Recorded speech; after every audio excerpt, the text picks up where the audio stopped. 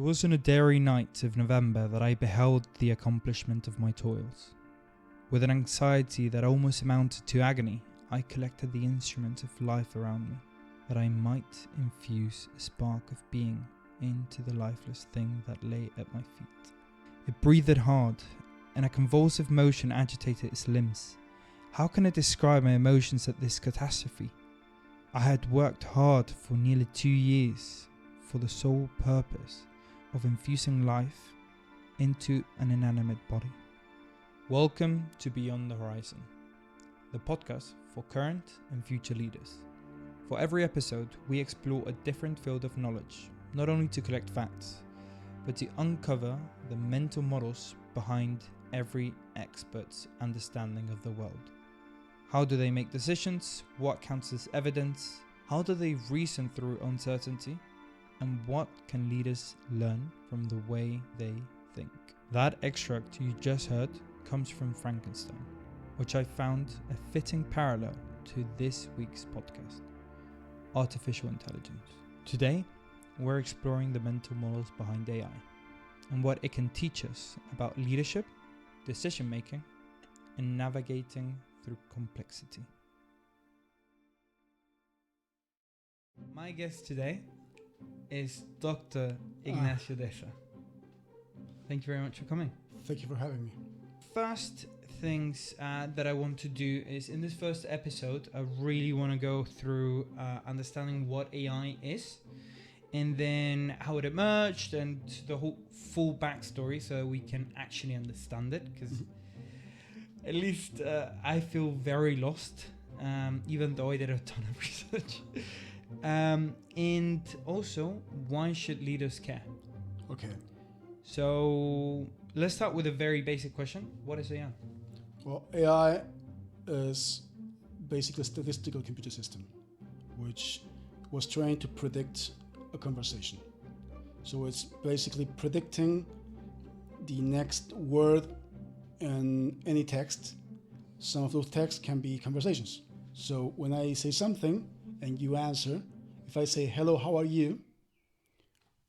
What are you going to say? I can predict you're going to say, I'm all right, I'm fine. Good, yeah, I'm fine. Okay, so we humans do the same. We have an inherent prediction capability. Mm-hmm. Sometimes it's easier to predict, sometimes it's not. For example, if I say, hello, my name is, the prediction is going to be very hard because it has to find from a lot of different names. But sometimes I say, I know some predictions are very easy because they are already part of you're already for the ride. You already gave the information and the rest is just fluff. So, hello, how are you today? Yeah. Okay. Okay. So I can show you later if you want some tools you have online, which are prediction machines, which are based on LLMs, and they show you how they work inside. But basically, how is it called? The tool? I'll give you a couple of links. Okay. We might put them in the description below. Okay. Perfect. So that's what AI is. It's simply a statistical computer system. Okay. Then the following question would be, what is it not? It's not a thinking machine. It's not doesn't reason, doesn't have values, doesn't think, doesn't make decisions. It mimics many of those things very well, and it passes what is called the Turing test. So the capability of humans to know if the other person is a machine or a human by talking to them. So if you, Turing, like 50 or 70 years ago, he said, okay, a machine should pass my test. Test means you have a chat. Well, it was a long time ago, so it was supposed to be somebody on the other side of the room. Yeah. And if they write something, the other person would answer. And if you don't know if that person that other is a person or a computer, then the computer passed the test. So we're already there. We already passed the Turing test, which was a benchmark which sat on challenge for almost 70 years. Perfect. But I got a question though. It's a mimic. It's not the real thinking we are used to as humans. I got a follow-up question Yeah, on sure. that. Go on. And it's mainly towards a research that I think it was Gemini, Mm-hmm. where they basically tried to close AI, an AI agent, and it duplicated itself and tried to hide inside somewhere. Yeah. Why do you reckon that happens then? Because the systems are trained to do that. When you train a system, you train them with reward systems. Mm-hmm. And the reward of the system is going to be to stay alive. Or the reward of the system is going to be to do this type of task, because that's the kind of way we humans operate. So if it's mimicking a human, it's always going to have some kind of self-preservation. I see. So if we would to input some other type of information, then it would be different? That's what you would say? So it's a statistical model. It's never going to give you the same solution to everything. You actually, if you chat with an AI and you copy paste the same thing in different sessions, you're going to have different answers. Yeah. It's not... that has happened to me a lot, actually. It's not something that always... It's not what we expect from a normal computer. Okay. It's a statistical model. Okay? The thing is, they are very complex. Mm-hmm. And we humans have the, call it, ability to anthropomorphize things, so to give them human appearance. So you can have a stick with 2 legs, and already you think it's a person, and you can make it dance, and it's very easy for us to just, I can just get a glass and I say, hello, I'm a glass, and already we just think as a glass. Yeah. Okay. Well, and we are storytellers. And if I break the glass, core of people will suffer because I kill it. Yeah, I see. So we do the same with the LLMs, which are able to answer our questions. It's very, very easy for a human. Yeah. I want to go into LLMs, but we will go there after. Yeah. So the next one would be, why is there so much confusion around them? For 2 reasons. First of all, because it's a truly complex topic. Mm-hmm. And secondly, because there's a lot of hype. There's an AI bubble. People need to make it work. They need to sell. It's a new technology. People invested billions or trillions of pounds in it. So they need to hype it. Okay. And selling the truth that it's just a statistical model which mimics human conversation is much less sexy than saying artificial intelligence. Yeah. So would you say AI is in artificial intelligence? Depends what you mean with intelligence. Is a cockroach intelligent? I see. Okay. Mm-hmm. You would compare it to a cockroach, right? Now. Yeah, it's about the same complexity. Yeah, well, we were talking about the number of connections, number of a normal talking model is about a smart insect. Okay. And yeah, but what was the problem? The thing is, LLMs are able to work with language, and language is the operative system of our society. Yeah. So we live on stories. We live on text. So a machine which is able to manipulate text is able to manipulate society. Sorry, I'm too like a Italian. Italian now, Yeah. Well, Argentinian. Yeah, yeah, I know, it's Italian blood.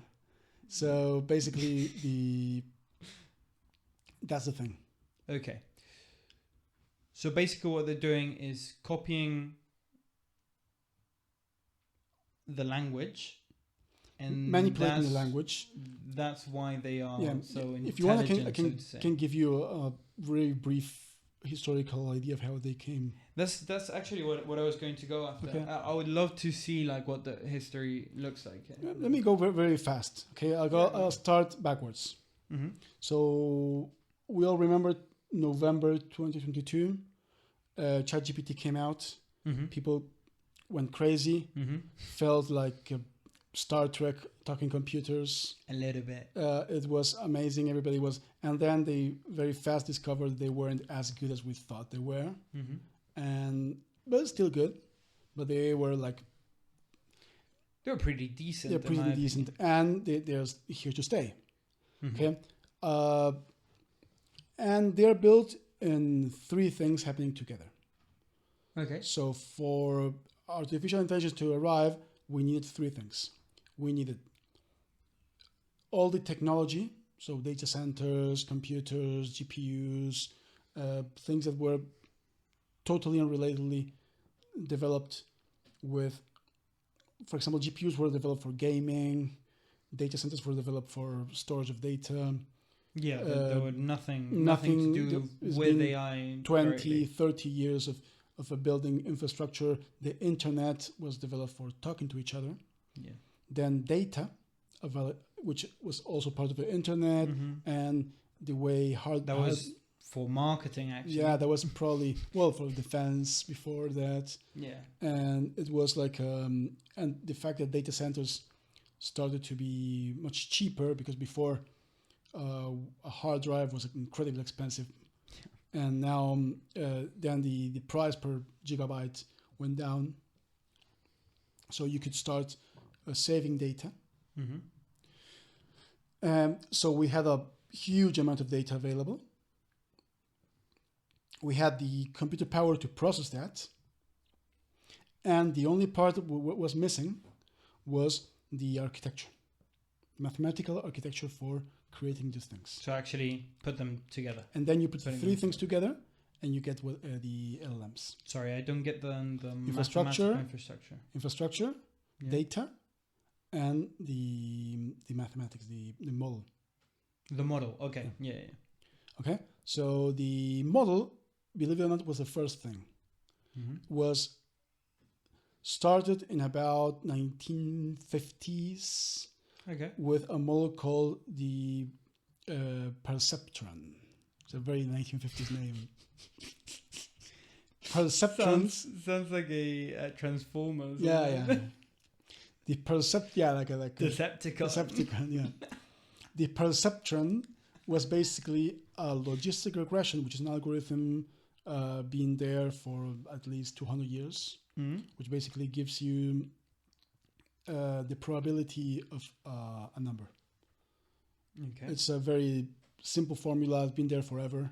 It's called logistic regression because it's been used in logistics a lot to calculate the probability, for example, of something arriving to your warehouse and all that. Just a formula. Okay. And what they did was stack several of them and create something like a network. And they said that was mimicking how neurons worked. Okay? So it was all to mimic how neurons work. Yeah, the idea was they had this idea of how neurons worked. They knew neurons were electric, so they actually work with electric impulses, and they were able to open an animal and see how neurons interacted, like a very basic animal, and like a cockroach. Yeah.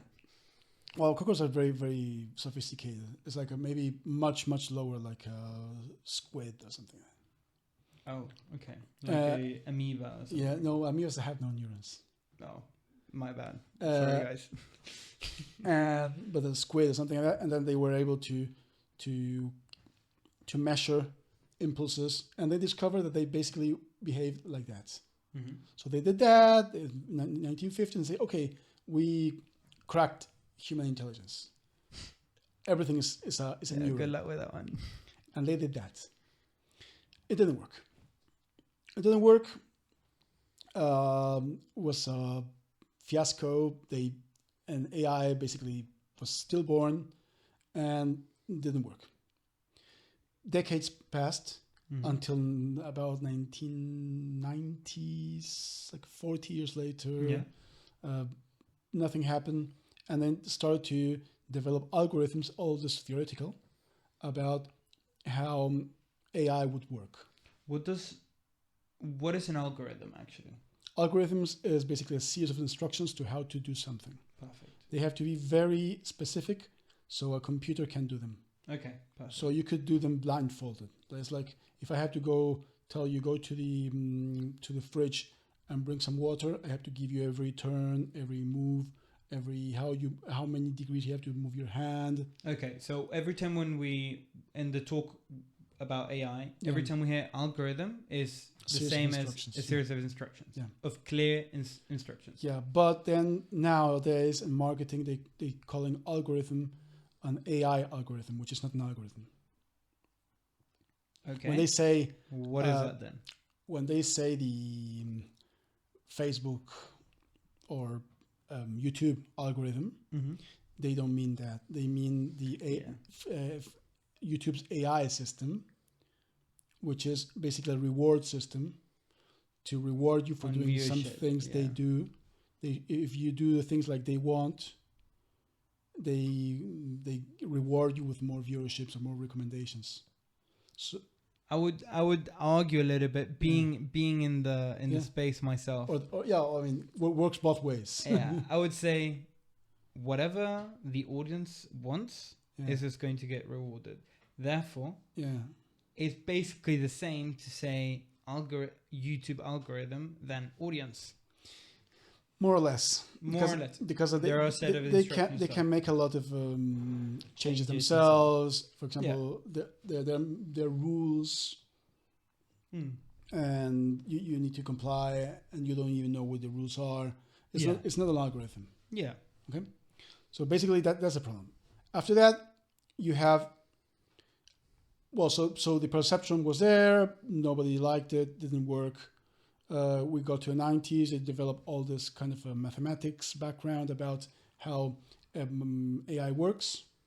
Okay, and it was useful. We started to make it work. It worked for some tasks. You could do, so for example, character recognition. You could recognize written numbers or words. That technology started to come in the 1990s. You were able to OCR things, documents, and transform them into texts that existed, and that was AI.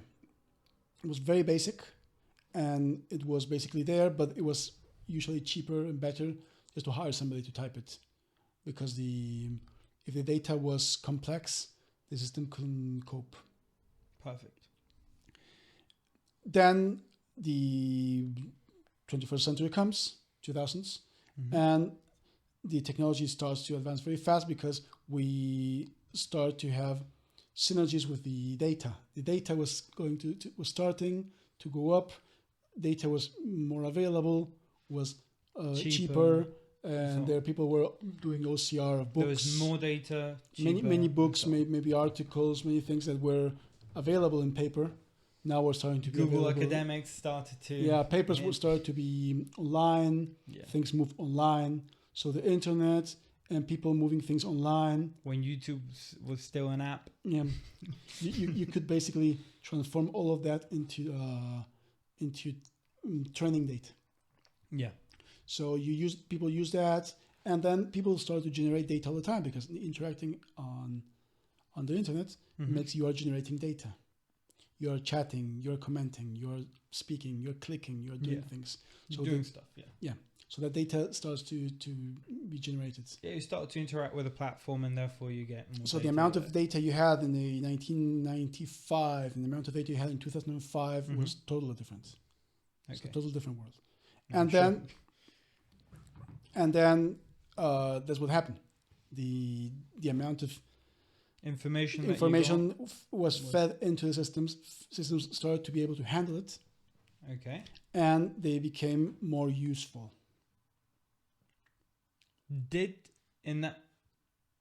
I was there, so you just ask me. I remember. Okay. So, oh my God. Yeah, thank you. So, then that means that what was in that moment then the ceiling of the three things that you mentioned? Processing. The processing power. So Yeah, the I haven't got actual- there. We had the data. Okay. We had the algorithms, were basically the ones we had in the 90s. The same ones, No, I'm gonna go back in a moment. but kind of the same. But they were very similar. Mm-hmm. And then about 2005, they invented something called recurrent neural networks, Mm-hmm. which we were able to take in account the passage of time. Before that, they weren't able to think about time. They were just, you have the data and you make a classification. You have the data and you make a prediction. It wasn't Okay. about data first, then this happens, then this happens, then this happens. Okay. That's more complex. interesting. That's Yeah, more complex. I wouldn't know how to go about it, but they implemented time. Yeah. That's the important thing. But they have a big problem, which is that these systems don't remember things that happened before. So if I say the cat Mm-hmm. who was leisurely sitting on the couch on this beautiful summer Sunday Mm-hmm. was white. If you say that, a human will know the cat is white. Yeah. Those systems, after all my introduction of about the leisurely sitting and whatever, Mm-hmm. will probably think the couch is white Or the Sunday was or the Sunday was white.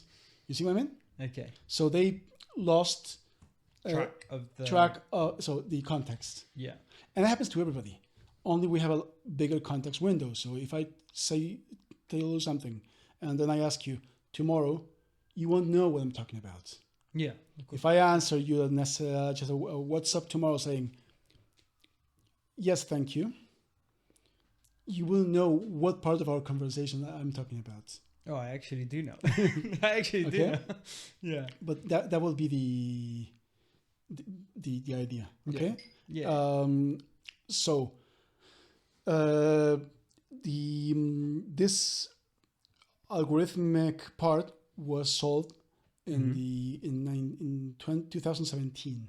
17. Okay. Yeah, with a paper by And- Google called which invented something called transformers. I do remember investigating. Transformers are the basic of how LLMs work now. And what they do is, instead of going step by step in the future, Mm-hmm. like other recurrent networks do, Mm-hmm. they process time all at once. So Everything is happening at the same all at- time. Oh my goodness. So if I give you a text, like a prompt in a LLM, Mm-hmm. the system is going to read the whole thing at once, and then it's going to try to see which are the most relevant links between the texts.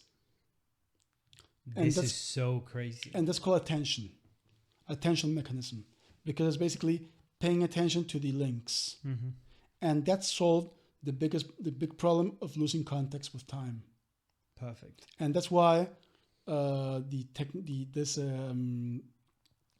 algorithmic problem was the first to come Mm-hmm. and the last to be solved. I mean, it's quite a complex way of solving it, I would say. And it's You just need a huge processing power. yes, and also it's not the way humans work, Not at all. because when we read something, It's we- actually counterintuitive. Yeah. the way we don't read a text altogether. We read a word by word, and we are able to keep the context. Mm-hmm. And we know that the way we're doing it with computers is not the way we do it. Nobody said there's just one way, but we know we don't work the same way. Okay. Okay, Yeah. Yeah. which is very profound if you think about it, because that means the LLMs are not us, not even in the At the core. at the core. I would say they do build a connection all at once, which is what we do, Mm-hmm. but they're not chaining, they're not creating this chains of They just work storylines. they just work in a totally different way, Yeah. and more akin to saying they are mimicking us Mm-hmm. more than that they are thinking. So at the core, AI is completely different. Yes. And when you, and just back into 2017, the system they discovered wasn't a chatbot. Remember, chatbots came on 2022, Yeah. 23 almost. 5 years after. Yeah. What happened in those 5 years? In those 5 years, what they got in Data centers. yeah, data centers were already there. Oh, okay. Now they're better, Mm-hmm. but I remember very well that in 2017 there were so many data centers. Okay, there was still What happened there was it wasn't a chatbot. It was a text completion machine. Sorry? Text prediction machine. It's what it is at the core. So basically predicts the next word, or as they call it, token. The next word or token? Token is what they call basically a word. Why do they call it token? Because that's how linguists call it. Oh, token is the word for a single word. Or a part of a word, and they just took that word from linguistics, and now they are charging per token. And token became basically a currency. A currency. Okay. That is actually very useful to know. Mm-hmm.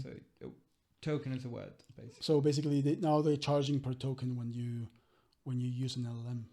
That's crazy. But there's basically a word or a part of a word. All right. LLM is large language model. Yeah. Which is basically Important. a transformer, Mm-hmm. which has been fed with a lot of language. Transformer being This 2017 technology, which was able to see everything at once instead of moment by moment. So, if we translate everything, would be a large language model is a transformer, aka a model, a recurrent neural network able to understand things all at once and use the attention mechanism instead of the time mechanism. Mm-hmm. Basically. Very difficult, but yeah. And you get charged by token, which is basically a word. A word. So if you prompt it with 1 million words, it's going to be more expensive to run than if you prompt it with "Hello, how are you?"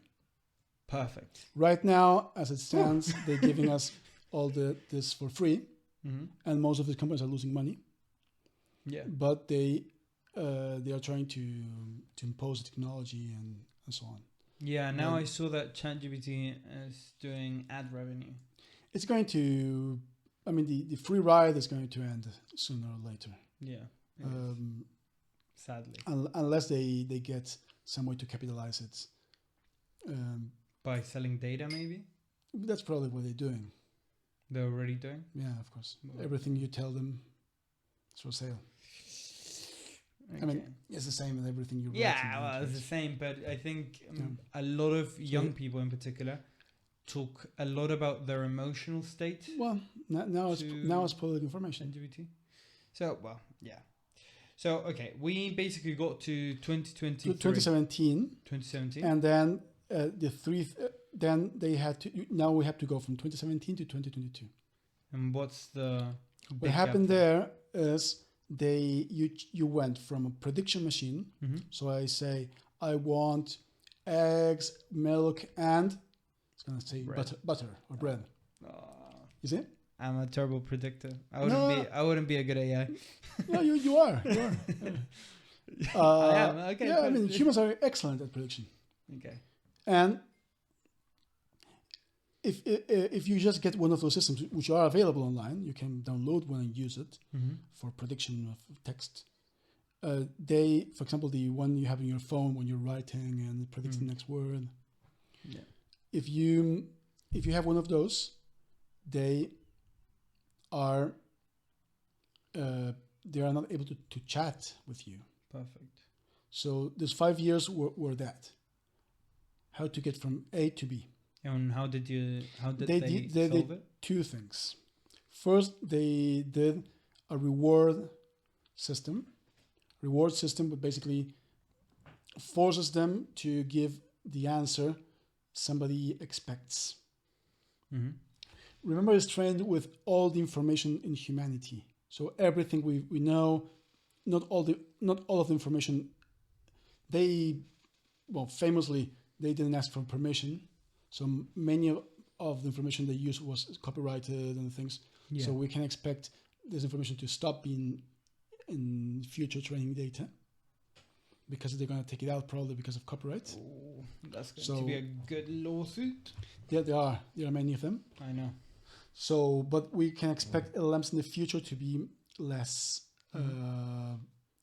capable. Then after that, you have the second thing is that these LLMs are going to they were just predicting machines. So you have to give a reward system to make them interact like as human, as people. Perfect. And they were trained with a lot of conversational data, so they probably just went into all your WhatsApp conversations and were able to mimic how people talk to each other.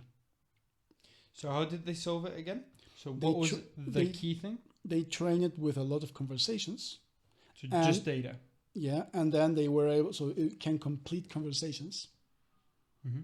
Okay, so it's not the same thing completing a text or essay than completing a conversation.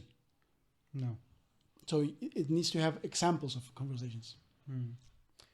But so what I'm guessing, this is what is happening.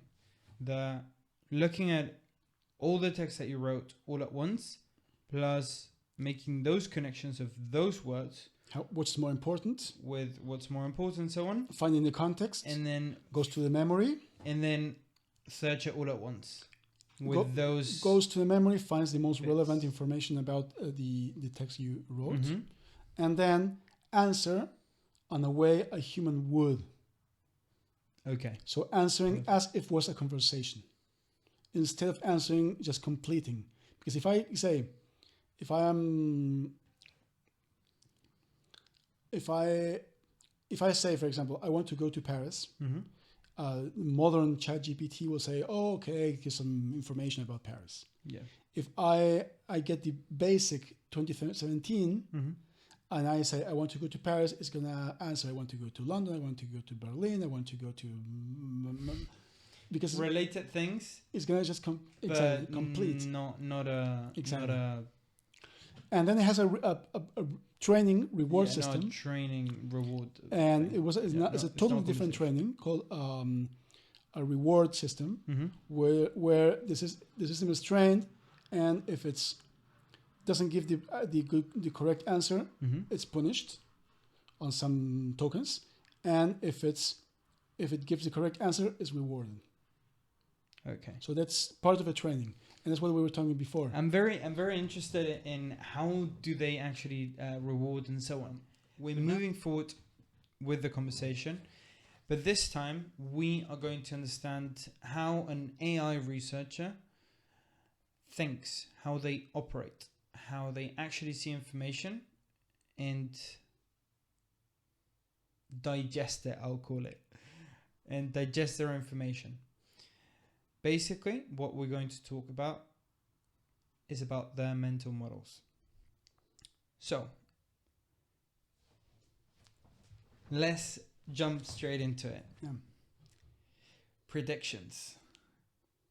AI research is a lot about predictions, as we already talked about in the first podcast. So, at its core, what do you reckon is the problem that AI is trying to solve? AI is trying to mimic the human brain. So that's the goal. Okay, it started in the 50s and we're still going there. Every step we're going near that, and the goal is eventually in the future create a thinking machine. If you guys want to understand a little bit more about the history, just watch the last episode. So that's the thing. So we can argue a lot. I'm not going to do that about the implications of creating a thinking machine. But right now we are basically in the early steps, and it is giving us a lot of value now. So we don't do it for the future AI, like taking over a revolution. We are doing it for the actual value creating the systems is. Systems are incredibly simple compared to our brain. They are not by any means similar to human brain. All right. So the mental model is we live in a world which is extremely complex. We don't have all information. We don't have all the variables. We don't know what's going to happen. And even worse, especially in business, our decisions can affect the outcome. Yes, I think that's the toughest bit of business. So the problem is, it's not like, Sure. so if you're predicting the weather, for example, it's a very complex system. It's very hard to predict. You can see perfectly that even advanced systems get it wrong. But at least the weather is not going to change because of your prediction. Exactly. But in business or in social life or many other things, your prediction is affected. So for example, if I say a candidate is going to win an election, maybe saying that some expert predicted that makes some people change their mind. Yeah, and actually makes it more likely or more unlikely. More unlikely, exactly. You don't know. Because they don't like you, for example. Or, yeah. So that's a problem. And that's called a complex system. Complex system, it doesn't mean like a complicated system. Complicated means something which is, okay, many variables, many things. Complex means something that you cannot split in parts and keep the same behavior.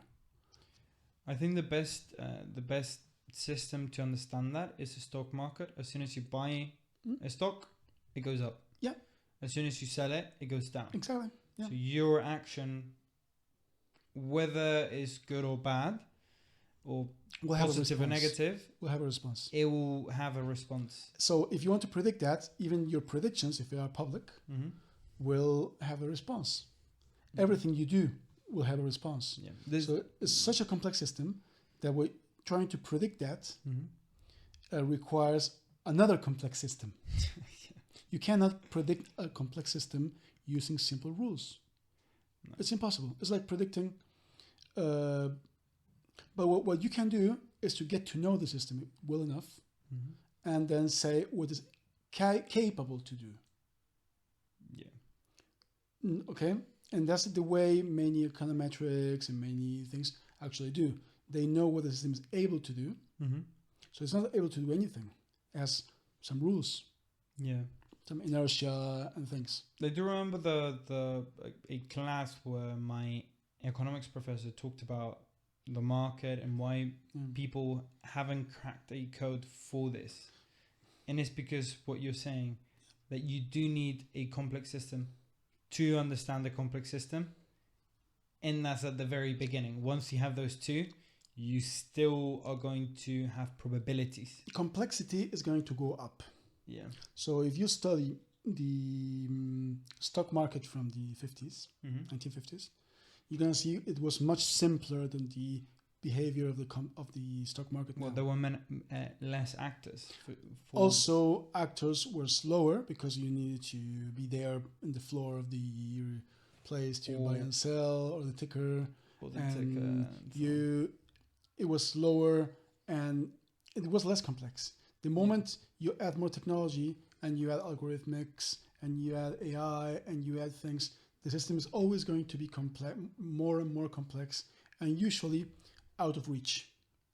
Barely out of reach. Okay. Because if it's not out of reach, somebody will play it. And win it, basically. And win it and break it.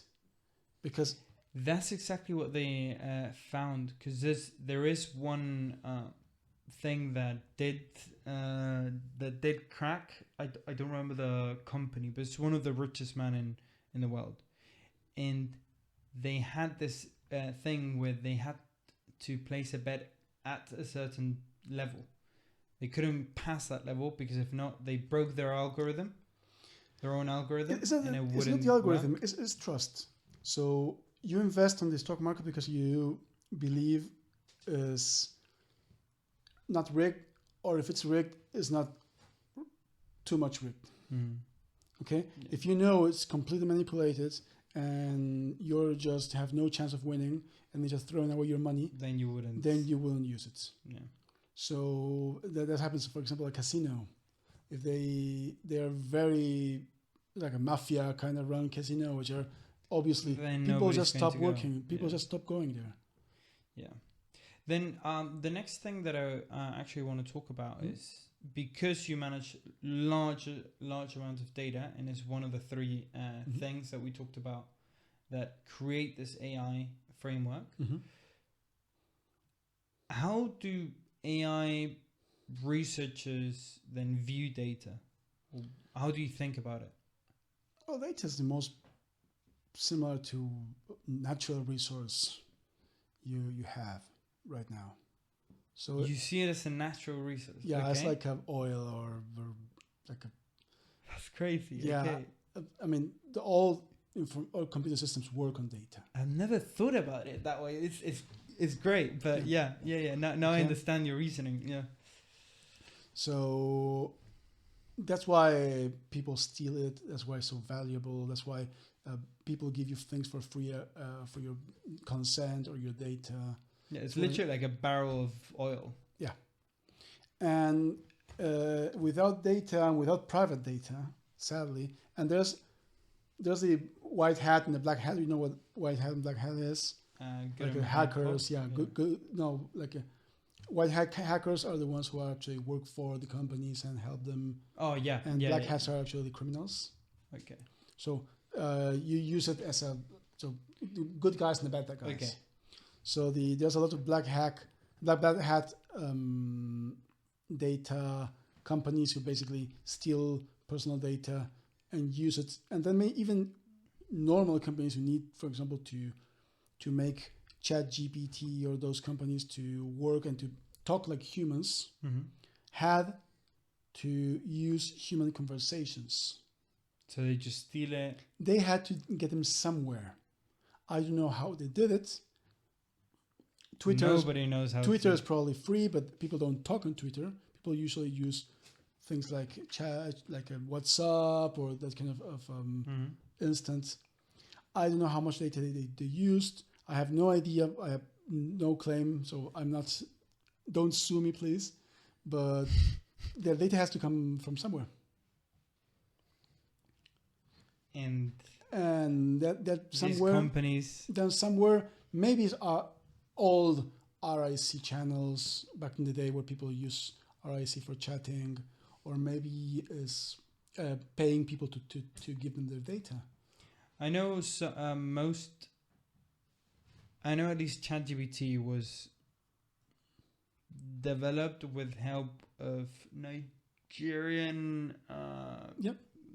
From some Nigerians or something. What they did is Some Nigerian they companies needed and that. humans to be able to tell if the answers were human-like or not. Mm-hmm. So the Nigeria, India, and a couple of other countries have two conditions. They are people you can pay very little Yeah. and who speak English. All right. Yeah. So that's the conditions. equation. Yeah, because if you want, of course, now it works for every language, Yeah. but I'm talking about the beginning. Yeah. Perfect. So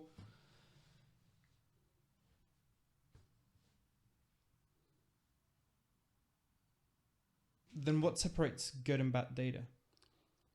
You mean good and bad data in the sense of good data, like or morally?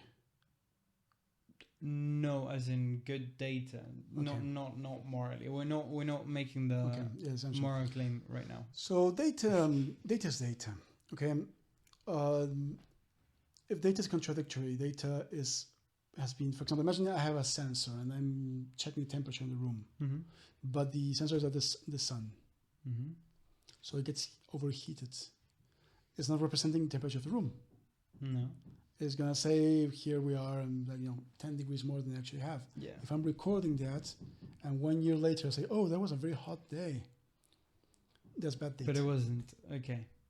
So something that is not real, so to say, or Can doesn't be- represent reality. Can be an error, Mhm. can be missing data, Mhm.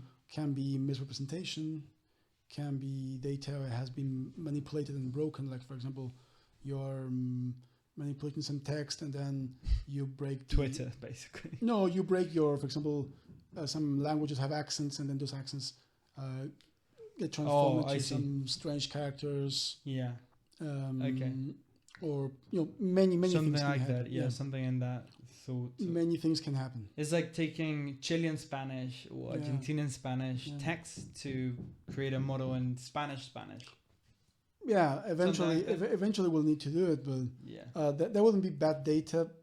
That will be eventually. That will be bad data for the application. Yeah, for that application. Yeah. The problem is that sometimes data is broken, and part of what we do as data scientists is to clean data. Then how do you deal with uncertainty? So I know you clean data, but how do you make decisions with that uncertainty? Because we're human. Humans make decisions. You have to say, okay, I have this thing and I have to make a call. And the call is something we do. And that's part of what makes us valuable as in a company. If you ask AI to make decisions, either you give them a very set of decisions, you can do it algorithmically, like a for loop or whatever. Yeah. But if you have some problem, and it's a complex problem of very complex data being wrong, and you have to make a decision, AI will struggle. And do you think so you would say, because we have the decision power, or the ability of making that decision, we should use it, whether it's wrong or... Well, I mean, we do it all the time. We make decisions. Yeah. Computers struggle with that because they don't have accountability. They can't... unless you put them in this reward loop where they do something, for example, and I have to do this and they have to do that, and then they can more or less act, but they're going to be very limited in their capacity of action. But I'm not talking Agents about... do that, but they are very limited. Oh, I see. But I'm not talking about AI. How do you recommend taking decisions when there is limited data or there is bad data? That's experience. You would say experience. It's the same as everything. How a business owner makes decisions when they don't know the full picture. They make a call. And then just live with it. Well, there is a good quote, which is, there is no good decisions. You just take a decision and make it the good one. You just make your decision and you're sure, and then you just stand by your decision. And if it's wrong, you change your mind after the fact. But you have to stand by what you did and own it. But that's how it works, and that's something, again, AI cannot do. Okay. Then I know you were talking about models at some point. What do you reckon makes a model useful, or what makes it not useful in a model? You mean AI model? Yes. Or a mental model? Well, both are fairly similar. No, they're totally different. No? Okay, so mental model is basically your set of rules and a set of values, what define you as a person. So I believe in this. Yeah. And when I make a decision, I'm going to stand by my values and by my what I believe is right. And then I'm going to make decisions on that. Even if you, for example, I wouldn't call a mental model that. It's what guides your decisions. I would say it's a set of rules to make decisions. Yeah, but those decisions are informed by your values. That's what I mean.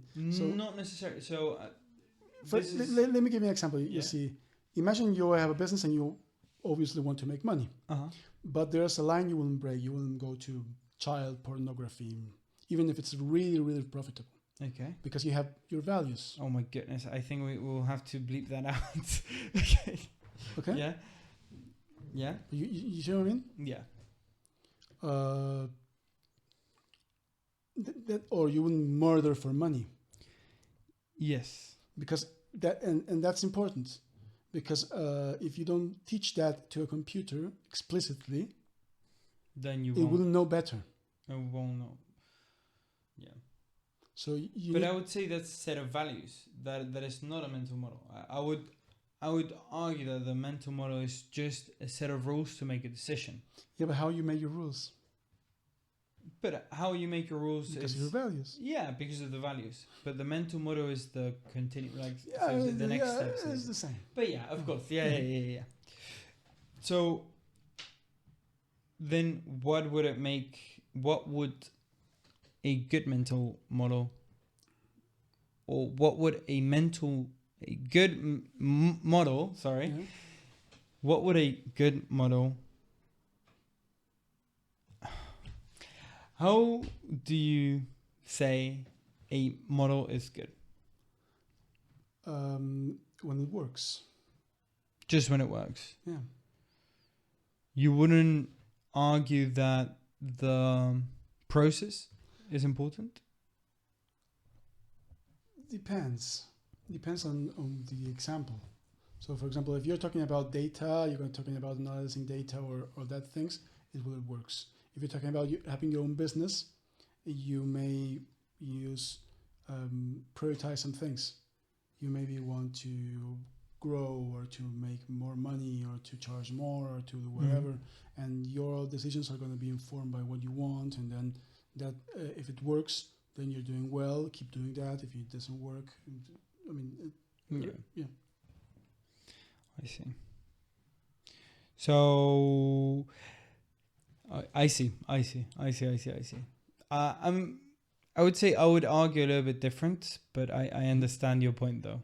That what works is what's actually useful. What would you say is your idea? I would say that the right process is the most important thing, specifically in business. But how do you know if it's the right process?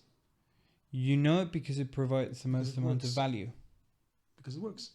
Not necessarily works now, because in business you got this delay factor. Yeah, I'm absolutely talking about that too. So it's not. It doesn't have to be working now. But it works at the end. Yeah. But you need to know, or at least believe, yeah, it's going to work. Yeah. Now in business you got a weird concept, which is providing too much value could also be your death. Yep. There was a bicycle thing, which lasted for a bicycle business that lasted for about 200 years per bicycle, without needing any repairs or anything. What happened to them? They couldn't sell. Yeah. So making the product too good also was a problem in there. But it depends on your goals. If your goal is to make the perfect bicycle, then you succeeded. If your goal was making money, then you didn't succeed. Yeah. Then when would you reckon a model should be trusted? Only when the result is the valuable thing? That's a very good story about a hotel business that they use this AI model to predict a number of bookings. And the managers pay a lot of money for the model, so they told everybody trust the model, and then the hotel had to basically go bankrupt. Really? Yeah. It was like 10 years ago, before like a modern AI. Yeah, the ones that we have right now. It was, and it means you need to make sure things work, and you need to be able to pivot, because our world is so incredibly complex that you cannot just live for one set of rules. Yeah. That's why I talk more about values than about rules, because the podcast is about the mental models, which is the next step, as you said. The values come first, and then the because if you don't, if you just try to set rules and basically automate, the complexity of the world is too much. It's too great. It can be fantastic. It can work even for a couple of years, but then suddenly, without knowing why, it just stopped working, because some of the premises you build your system up stops working, and you will know. Yeah, I think the best example towards that would be the fact that a lot of people date the same way that they were dating when they were 16, when they're 30, and well, it doesn't work. That's the real thing. That's a perfect example. People learn how to do something at 16, and then they just go dating mode. So they get divorced, and they go back and try to do the same things that they did when they were 16. They were cute at 16.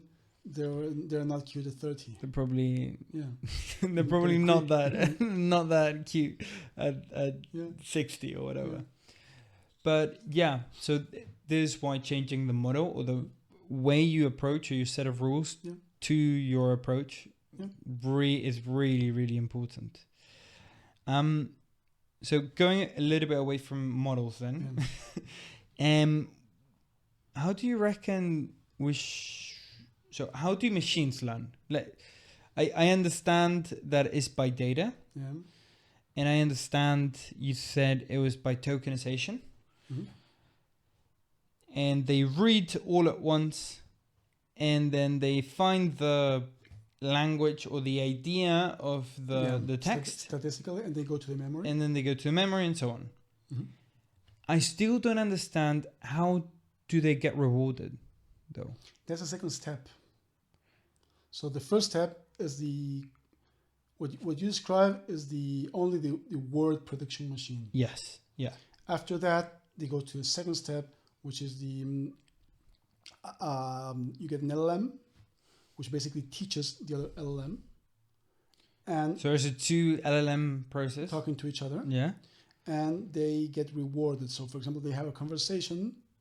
Hello, how are you? I'm good, thank you, and so on. And you just have you just add them a cost, a reward and a cost to the model, and the system has to minimize the cost, and because it's programmed to do that. Okay, so it's programmed to reduce the amount of negatives. Yeah, and then it has to augment the amount of positives. You're making it do whatever you want to do by this reward system.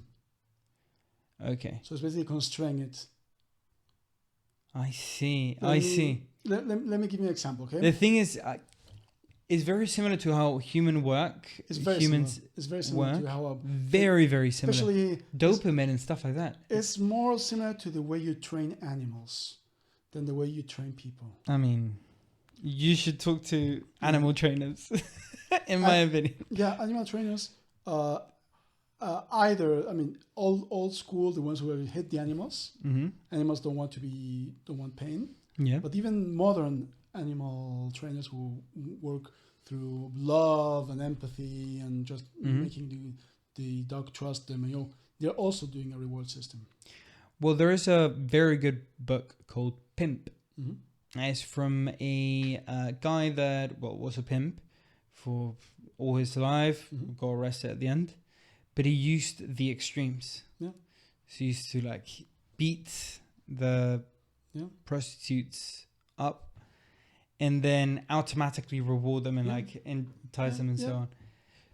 Oh my God, that's so horrible. But that's how you train, or that's how they used to train. For example, let me give you an example, very, very small. Imagine you have a warehouse, and you want to build a robot who goes to your warehouse and brings a product and brings it back. Okay.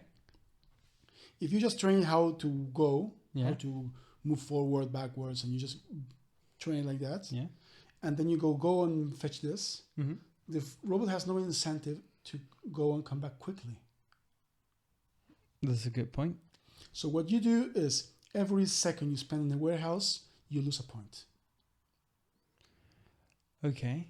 And they want to keep the most amount of points possible. So they want to try to minimize that, going for the most efficient route and coming on the most efficient route.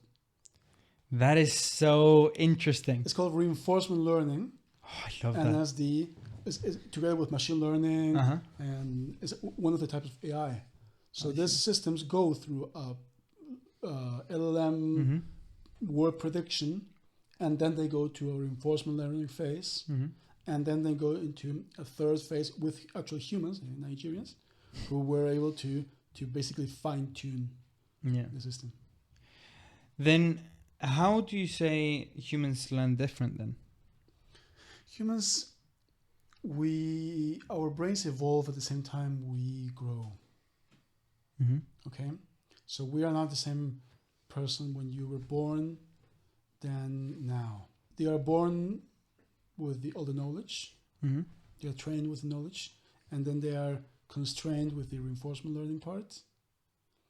So then they just stop learning, because you cannot teach anything to an LLM.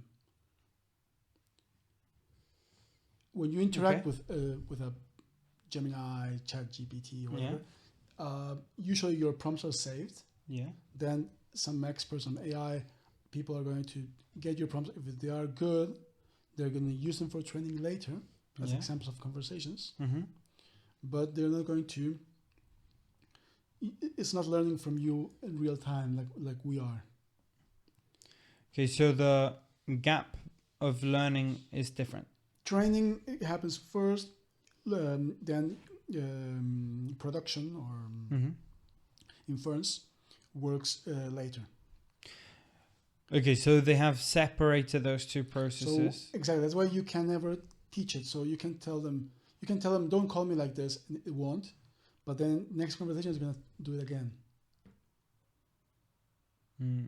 I see. Yeah. I think I understand. Okay, so it has a context. Yeah. It has a context because a prompt. Yeah. Prompt will say, "Don't call me like that," or don't. For example, I hate when they flatter you too much, or they are too. Yeah. So I tell them, me too. I hate that. I tell them always, please be like, don't flatter me. I'm like, please say as bad things, hopefully. And they stop doing it because it's in the prompt.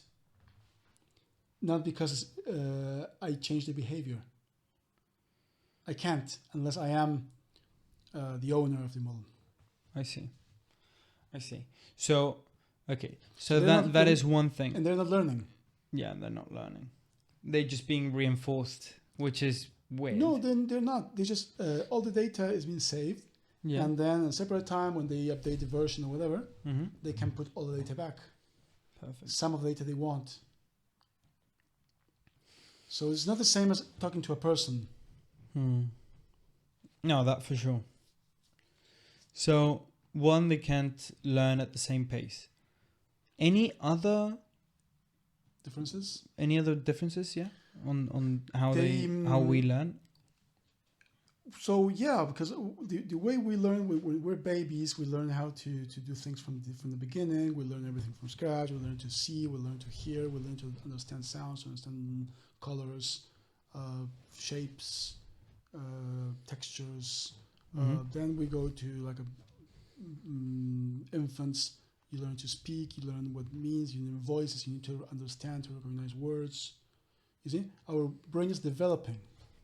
And that part is actually the way we are created. That's the part where you actually become you. They don't have that. That's why they're so bland. That's why they have personality. That's why like opinions or like personalities are created in that time. You usually inherit your parents' quirks, your siblings' quirks, and that makes yourself you. Yeah. Unless we start doing that with AI, which is we're very far away from doing that, we will never have anything similar to a computer who is able to have a personality or an opinion or to stand by their word. Yeah. I see. They are tools. Yeah, they're nothing but a tool. Then what? Since they are tools, what ways of thinking from AI can lead us borrow them?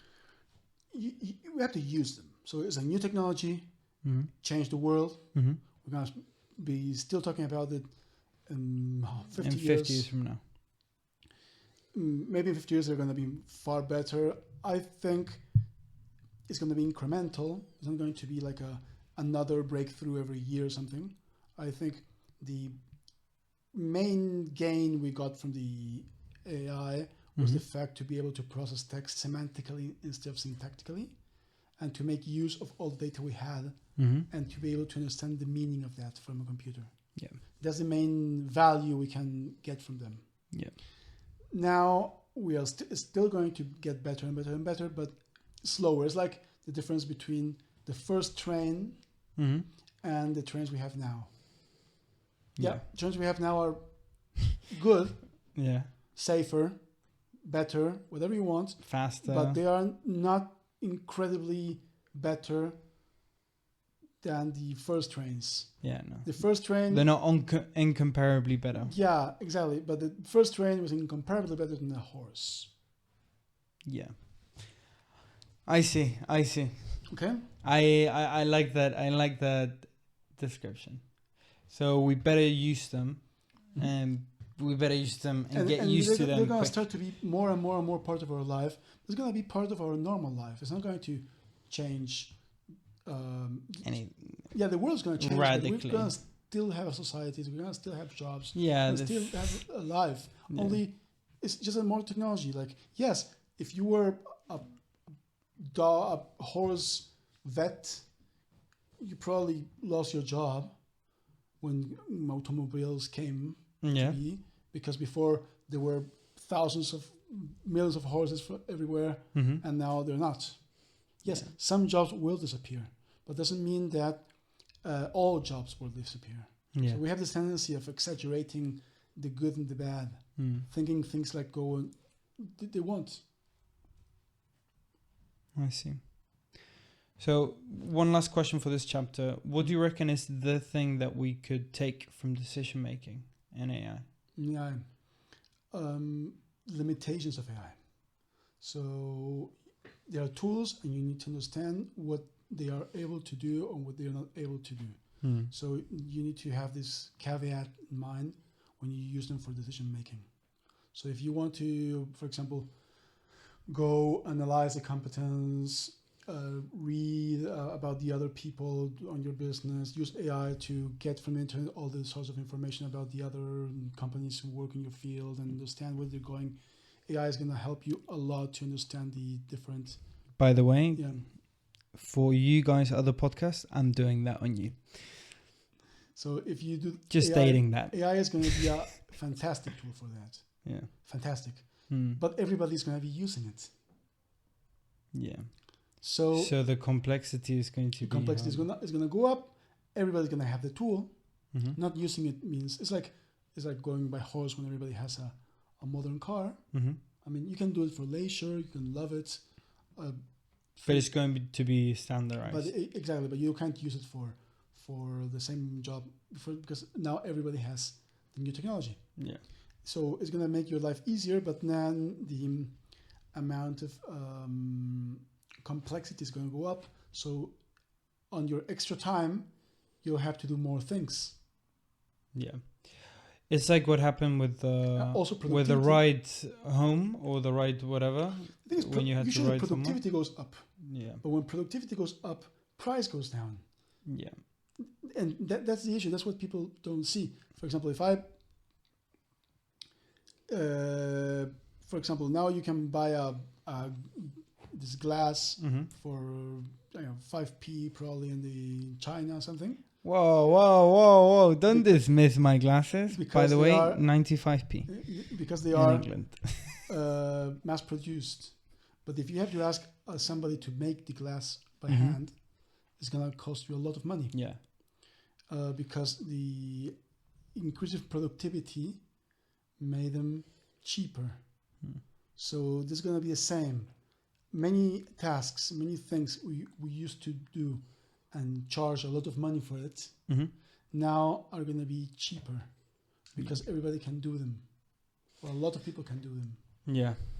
And I know web pages or dashboards or analysis. But also, like for example, right now writing an essay is ridiculously easy to do. I'm talking about quality, but the fact of creating it is easy. It's easy. Yeah. So they're not valuable. Yeah. So understanding that is a technology you will have to use. You have to use it correctly, but that means it will free you time. But that time is going to be filled up with more things that we'll have to do. You will have to do in the future. Yeah. It's I think you should say hello to our new copywriter because we just. they probably know that. Yeah, they probably do. They probably know that, as you said. Sadly, that's how it is. But and the more time it passes, the more obvious it's becoming. Yeah. Especially with AI automation, which is happening now. So it's not only you using an AI prompt on your chat, but AI other AIs using AI. Yeah. Yeah. Let's get straight into it, and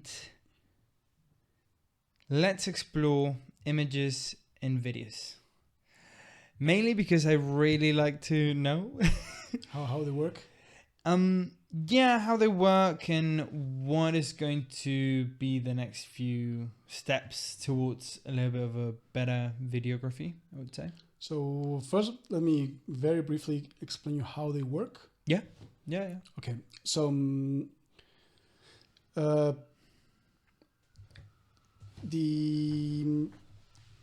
AI of image generation, let's start with images, okay? Because videos are basically images stacked. Yeah. So the AI of image generation started from a lot of different models, which happened in the 90s and 2000 and the 2010s, which basically tried to solve the problem by doing many kind of things, and they were directly related with machine vision. So machine vision is the art or science of getting an image and understanding what it is. Image recognition. Okay. And they tried to crack image recognition and image generation together. Okay? So image recognition was basically tackled with normal neural networks, but the amount of data an image has is huge. So if you talk about pixels, each pixel can be 3 colors, and each color, so it can be blue, red, or green. Yeah. And each color can be anything between 0 and 255. So that gives you a vast amount of data. And a normal picture you can take with your phone has about 20 megapixels. That is 20 million pixels. So each picture has 20 million pixels times 3 per color. So it's 60 million pixels of information just for a picture you take with a cell phone. So how are we possibly getting that into AI? Exactly. That's the issue.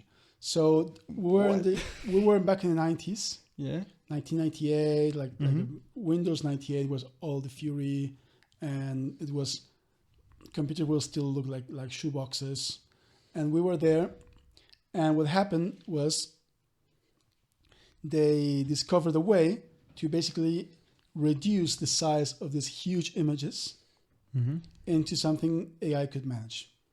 That's called convolutional neural networks.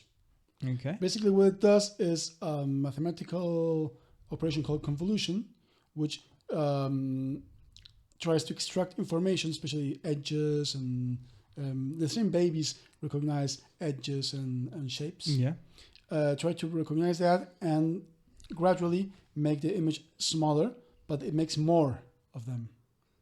Okay. So with time, after several layers of convolution, you get very small images of maybe 10 times 10 or something like that, but you get thousands.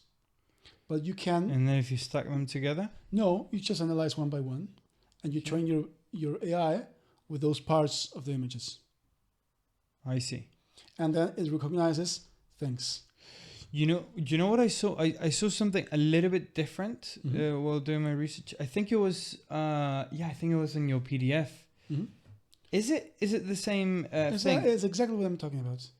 Okay, so basically, the thing is, I saw pixels, At the beginning, and the you image, basically stuck them together. It's not stacked. It's just one after the other. Yeah. Okay. You don't compress them. Yeah, you don't compress them, but you You just just go. Then you analyze one after the other. after the other, after the other, after the And other, and then it gets. you use the AI to generate the. For example, imagine you have thousands of pictures of cats and dogs. And you want a computer to know. You just send a picture, and the computer has to know if it's a cat or a dog. Yeah. Typical. Mm-hmm. So what you do? You start to do the convolution. Mm-hmm. And the system will learn which parts of a cat or a dog, like a type of eyes, shape, are more typical of a dog or of a cat. Yeah. And after a while, able to tell the difference. I see. Okay, so that was okay. That was in the 90s, 1988, more or less. They invented this. Mm-hmm. And more or less in 2012, 2013, it got more complex, it got better. Mm-hmm. And it was able to was a revolution. Yeah. And it got much better just in a couple of years and got superhuman. Now computers are better at recognizing things than humans, mostly because they have infinite memory, so they know things. Yeah. We don't. So I wouldn't tell. I know all the dog types or the cat types. Computers do. Yeah. Yeah. So that's why they're and they have every possible picture that has been ever uploaded of exactly any dog. So they know everything. They can, for example, nowadays, and you can try it.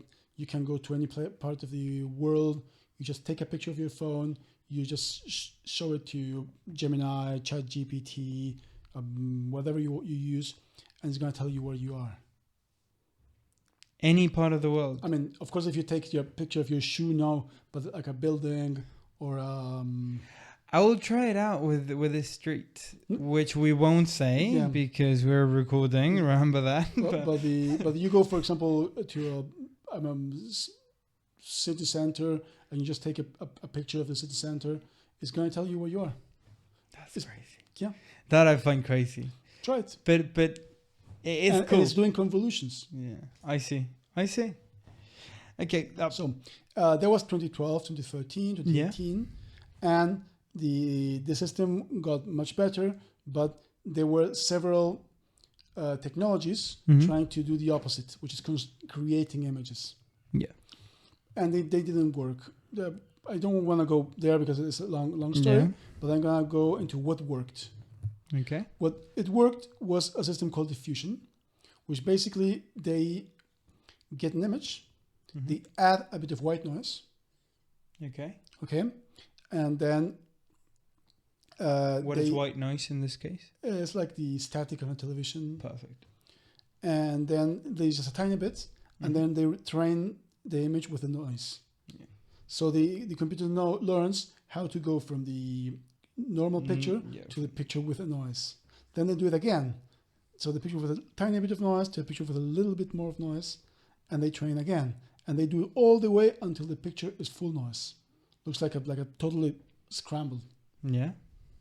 And has no way of recognizing. It's totally noise. So they are able to train them all to create to know what it means to transform an image from an image to noise.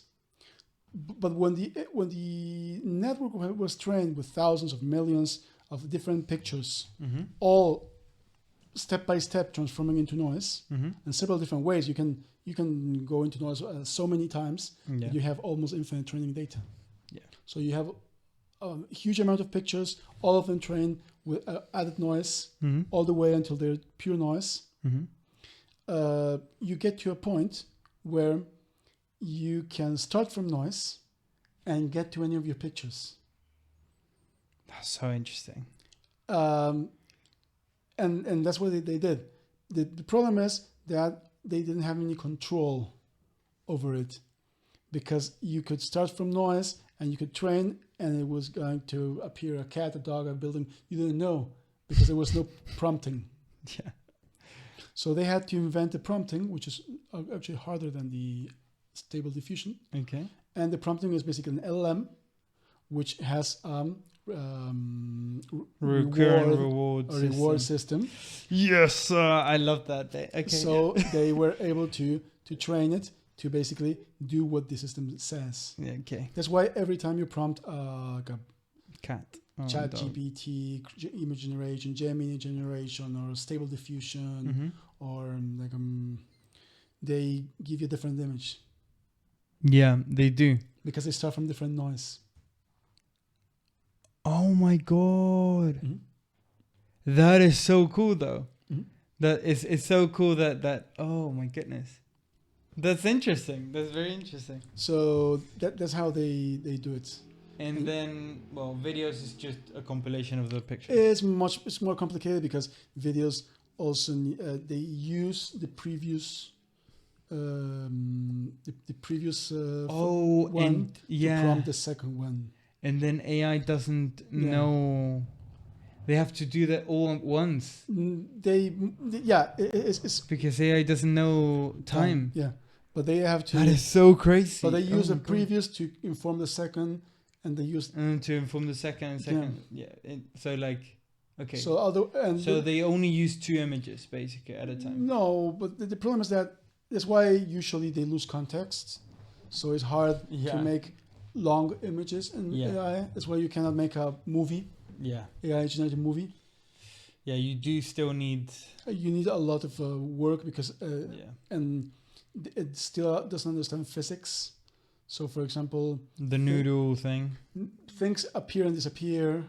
Yeah. So, for example, if you want to tell if picture is AI, you have to look for physics.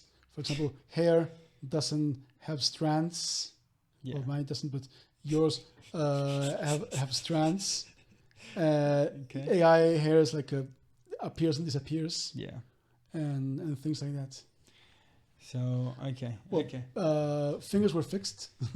Sorry? Fingers were fixed. Yeah. That's a good thing. Okay, that's good. Before fingers were a big problem. Yeah. For them. Well, but there are a couple of AIs now that pass the noodle test.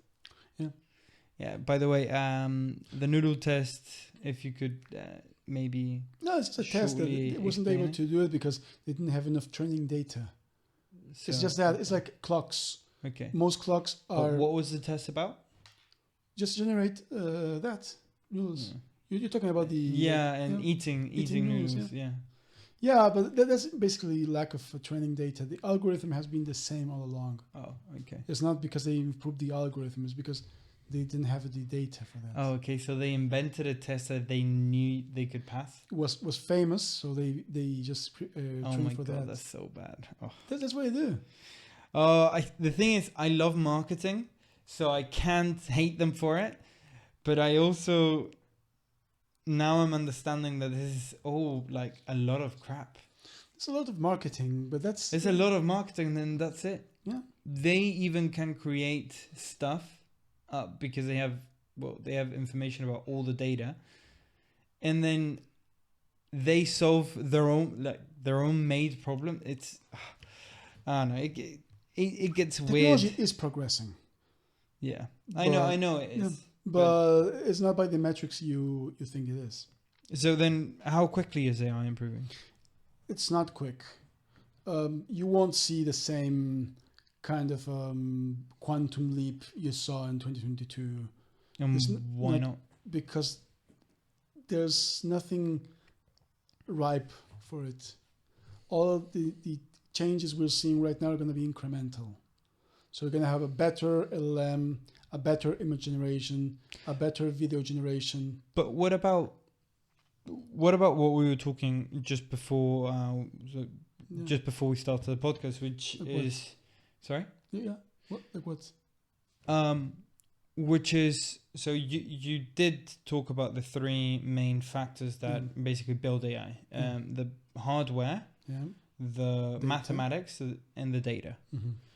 So what if we get the mathematics or the equations or the algorithms right? We did. We already did? We already went through that. We have a system that's able to understand pictures. We have a system that's able to understand text. we can have a system is able to understand videos and make some AI. We have a system is able to understand audio. We have a system that's able to generate videos. We can generate pictures. But maybe the same system won't work towards that quantum leap that is going to give us the Star Trek. It's going to start type of robot. getting better and better and better at what it does. But we already did everything. We created the steam engine already. There's nothing else to create at the level, technological level we have. Of the basic level. Yeah, we have to wait until it gets much better and then invent the airplane. So we just need a ton of engineers working hard on it. I mean, it's like when you created the steam engine until you invented the airplane. Or the rocket. Yeah, or the rocket. Yeah. I see. There are discoveries that are ripe. Yeah. For example, there are people who were alive before the invention of the airplane who saw the progression. Man on the moon. Yeah. Yeah. So change can be very fast. Yeah. And we just went through that. Yeah. We just don't understand how momentous this has been. Yeah. It was. Yeah. People don't understand that this invention was basically the steam engine, but there are things that you are able to do, but then, for example, you can't keep. For example, the space race. We put a man on the moon in 1969. We're not colonizing Mars or even the moon, because there are a lot of technical problems we can't do. Yeah, of course. And we have to crack those to get there. Then get are there rewards? Mars. There are lots of rewards. There are meteorites or like asteroids over there which are made of gold. Yeah. And diamonds and stuff like that. But technically we're not there yet. Yeah. Same here. We just crossed everything we could do at the level we are. We are really much higher than we were 10 years ago. It's incredible. And this type of leap is not going to happen again, at least in the next decade or more. Maybe it happens tomorrow, but who'll know? There's nothing else to do. There's nothing else you can say like okay. You see what I mean? Yeah. Sorry. Yes. I do understand, because now it's about incrementing. We can. It's like can computers understand when you speak to them? Yes. Can computers talk back to you? Yes. Can they understand what you show them? Yes. Can you understand? Can they generate pictures? Yes. Can they generate video? Yes. Can they understand videos? Yes. What else? Can they produce text? Yes. Can they understand text? Yes. Well, now it's a mix with robots. Now, yeah, but we're very far away from that. Okay, so talk me through that then. What does the future look like to you? Future for and how quickly can we arrive there? So what would you reckon is going to be the next one, and then the next, and then the next? Okay, I said that back last time in the context of losing your job. Yeah. That is incremental from now on. Yeah. So people are not going to expect computers to keep going so fast that they were going to be human-like in 10 years and everybody's going to have no job. Yeah. Because it's not going to happen because of the speed things go. It's going to have a moment sooner or later when the next breakthrough will happen. And the next breakthrough, which we are not there, is the fact that you're going to be able to automatically have AI improve AI without supervision. How far are we from that? Pretty far. Because AI cannot understand the AI code, the AI systems yet, and it depends on data. People there's a huge research on that. Yeah. But usually the idea is that once AI is able to improve AI, AI is going to improve exponentially. Yeah. And there's where the real AGI ghost happens. Okay? Because then humans are out of the loop.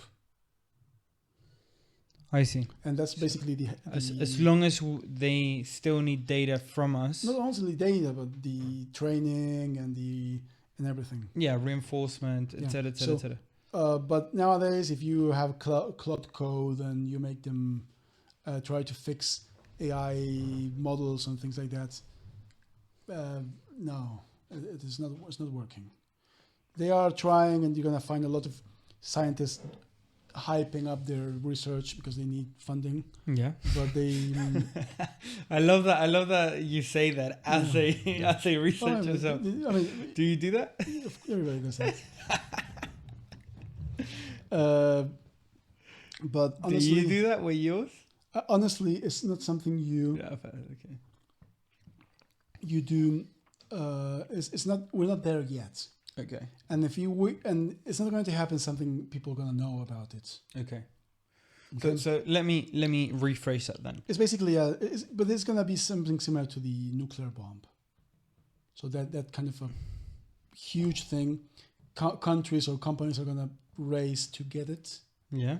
And that was basically fueled all the AI bubble. They thought they were near that.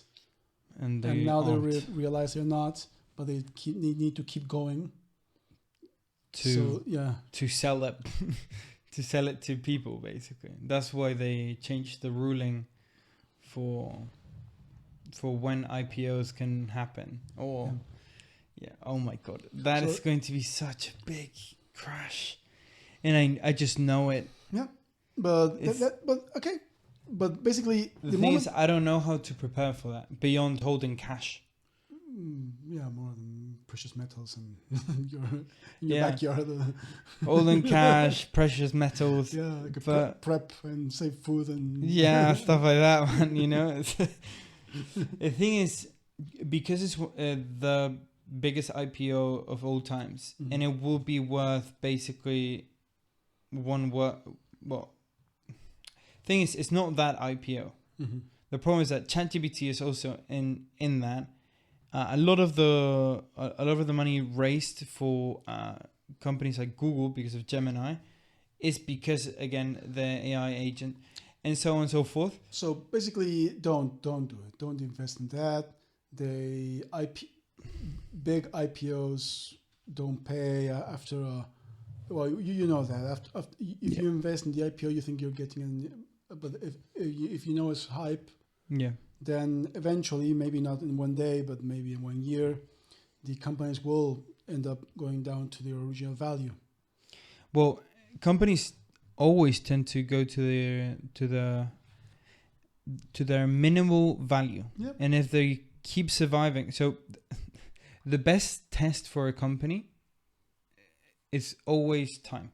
Yep. And the reason why that is because what a company does is literally add elements and give value that is more than just the sum of the parts. But you know, in the past, IPOs were a huge opportunity because you could get a company, the stocks directly from the company at cheap, and then resell the market. At the market. Now companies learn that, so they overhype themselves, sell them expensive, and then the market adjusts. And you lose unless you're a trader and you. The thing is, the market changed because of angel investment. Mm-hmm. So angel investment, all that pre-investment before IPO got very hyped, and then the company they say is worth X, and it's actually worth a tenth. The thing is, what a company is worth. Nobody knows because nobody can predict its future value. AI, as it stands now, AI has not a lot of value. It's not zero. It's very valuable, but the technology is valuable, not the company. Mm-hmm. So it's like now we know how to make LLMs. It's open source. You can download your own transformers from the internet and create your own. That I find really, really cool. So the fact that everybody can make their own AI. And that's my prediction for the future. My prediction for the future is and I'm not a predictor, okay? So I'm not claiming I know the future. But my prediction is AI is going to democratize.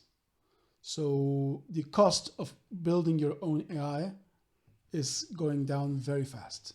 Yeah.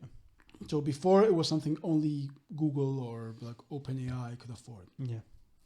Now is getting into a couple £1 million, which is not something like a company. Not something crazy. Yeah. Like Coca-Cola could do their own AI. Coca-Cola could definitely do it, but I mean, But even like a small building company now. Yeah. So it's not incredible. They can't. It's still better for them to just pay. But if they, for example, want to have let's say, expert system with all the information, all the manuals, all the things they have, and they just want to be able to chat with them on their phone to get the correct things, or to show them something and to know if the norms are correct or things like that, they can build that, and it's going to cost them, like, say, 10 million. Yeah. But in 10 years, it's probably cost them like 10,000. Yeah. So, and then everybody's going to have their own. So the business model of using your data is going to crack. Maybe you're going to have like a battery, so to say, in your backyard that has your own AI, your own agent. Yeah, I mean, usually big companies are going to try to force theirs, but it's not like social network where there's a network factor where everybody wants to use the same network. Yeah. Because otherwise, if I don't want to use WhatsApp, I want to go to Signal, but my family is on WhatsApp. Yeah. I need to stay on WhatsApp to be able to talk to them. Yeah. Here is, you can talk to your own AI and nobody, care if... There's no network effect. Yeah. So people will probably start to create their own, companies will start, and then when it goes down and down and down, people will start creating their own. So, and then they're going to be suited to you, to your own personalities. They will have your own data. Oh, that's going to be so cool, though. It's going to be... And that's in 10 years. So I can't tell. Don't ask me, because I don't have a crystal ball. But I believe direction is there, because I feel the... But it's not in 5 years. I don't know. You don't know, okay. What I'm telling is that the technology is getting cheaper and cheaper fast as well. And more efficient. So you don't need to buy your own data center for that. And data centers are going to be excess capacity. The original ChatGPT was very inefficient. Yeah. And now they can make them much better. But okay, I know you're not predictor, but I do want to know, what does an AI researcher do? Not do. What are your thoughts about what? On when it's going to be? I have no idea. It can be, if you tell me. Could it be like a year from now? I mean, right now. Yeah. If you have a spare computer. Yeah. Like let's say a good computer with say you're a gamer. Yeah. And you have a nice gamer computer with a good GPU. 3K computer, yeah. Yeah, with a GPU, very big fat GPU, you can build your SML, so small language model. Which would do an AI agent or something like that. You can have your own AI agent. You can use it for doing your usual tasks. You can use it on Telegram. You can text. Can you use it in WhatsApp? No, because WhatsApp doesn't allow you. Can you? No? Why not? But Telegram has a bot, so you can program your own bots, so you can chat with your own agent. That's so crazy. And then you can use it for you can give it tasks, and then it can ask you can train it to do things for you, like sort your mail or do your. I do want to start doing that, sorting mails and some messages that are repetitive, basically. Yeah. Like, So hey guys, do you want to Yeah. be in my podcast? you do that, and that's something Yeah. everybody can do now, and Yeah. it's quite cheap. I'm talking about if you want to rent, either you have your own computer home, sitting home, doing it Mhm. for you, or you can just Have Claude. Yeah. have some cloud Yeah. pay Thing. for some compute. Yeah. It's your model, it's your data. I'm not talking about using Claude or using ChatGPT. I'm talking about your own, My own data. system Um, on your own computer. You can do that now, or you can train from scratch your own SLM as I do, and you can train for some tasks. For example, I'm using it for predicting time series, predicting the stock market, for example, using SLMs. No, it's research. I don't pretend to really make money from that, but it's for Yeah, you told me that you forgot about doing to start. no, making because money. it's there's a lot of luck involved. Yeah. So and even if you do it, you will need like maybe several tens of thousands of pounds Yeah. in risk to make it worth it. Yeah. Or you can have some automatic trading system running, but you're gonna make like maybe £50 a month or £50 a week. Yeah. So one of my last questions is about your advice to future leaders. Future leaders with AI. Yes. So- What do you reckon is like the main advice that you would? AI cannot lead, so that's your job. It's not the computer's job. Automate whatever you want with AI, use it as a tool, but leadership and charisma are profoundly human things. You need to cultivate people, because that's the thing AI won't do.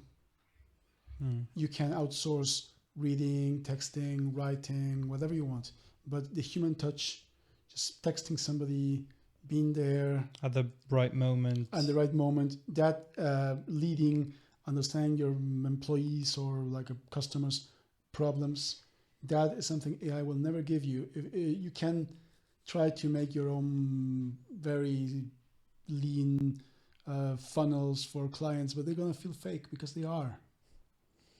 Yeah. And that's a big problem I see. People are using AI wrongly.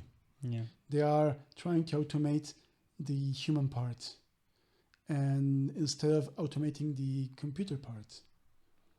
That's my point. If you automate the computer part and you get all the numbers and accounting and the many things out of the way, automatic emails and things, It hurts. all the part, but you keep the human thing, then you're gonna be much more valuable than if you do the other part. It's not about getting rid of the accountant, but it's getting rid of him doing the accounts and putting him to talk to the client. Or having one accountant, not 10. Yeah. Or having accounting made easy, so making it easy for the accountant. Yeah. So you can be compliant very fast. Or having, for example, AI CRMs, which allow you to understand exactly what is each client wants. Yeah. But then acting directly. So using as a database to understand what the client wants, and then acting from there.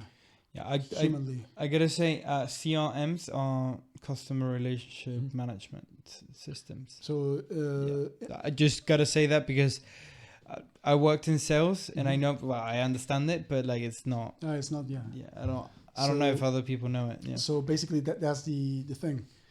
If you want to lead, you remember that leading means you have to know why people choose a leader. And people choose a leader because a leader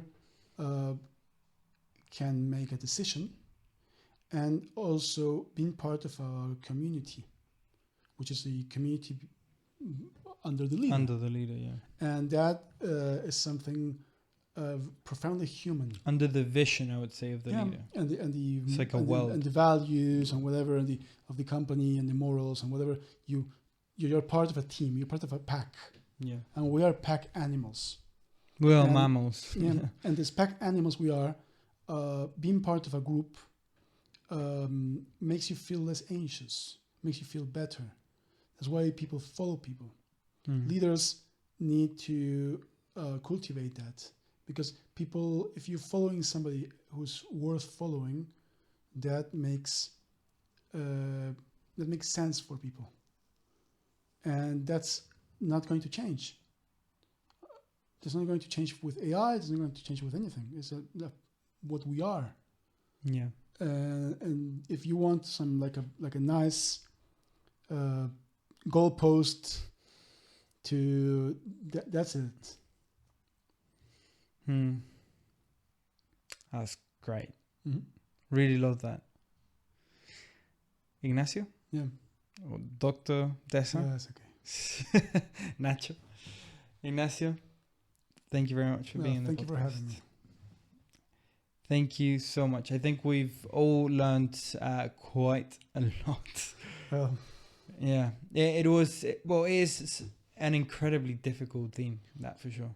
it's new, but I think in some years it's going to be more democratized. Mate, you have a doctorate in People- physics. People are going to see it better. I mean, it's going to stop being new. Yeah, and We are- people... Yeah. Many things happened in the last 10 years.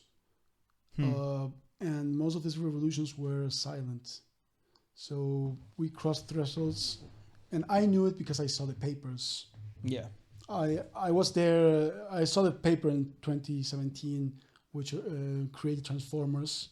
I read it in 2017. I understood in 2017. You read it there? Yeah, Okay, that's great. I didn't understand it was going to be an impact, Yeah. but yeah, Well, Ignacio, thank you very much Yeah. for being in the thank you. podcast. Guys, thank you very much for listening to this week's episode. For all of you out there that have stayed until this bit, please follow, comment, like, share, all of that. Put a 5-star review if possible. That really helps us, the podcast, grow and be shared to other people who might love this content at no extra cost to you. So thank you very much, and see you next time. Thank you for listening to this week's episode. Beyond the Horizon is a podcast about how experts think and what the leaders can learn from the way they see the world. If you enjoy this conversation and want to support the show, you can do that through our Patreon. The link is in the description. That's also where we share deeper breakdowns of each episode and where you can join our monthly team meetings to help us improve the podcast and the quality of our conversations. Thank you for listening, and we'll see you next time.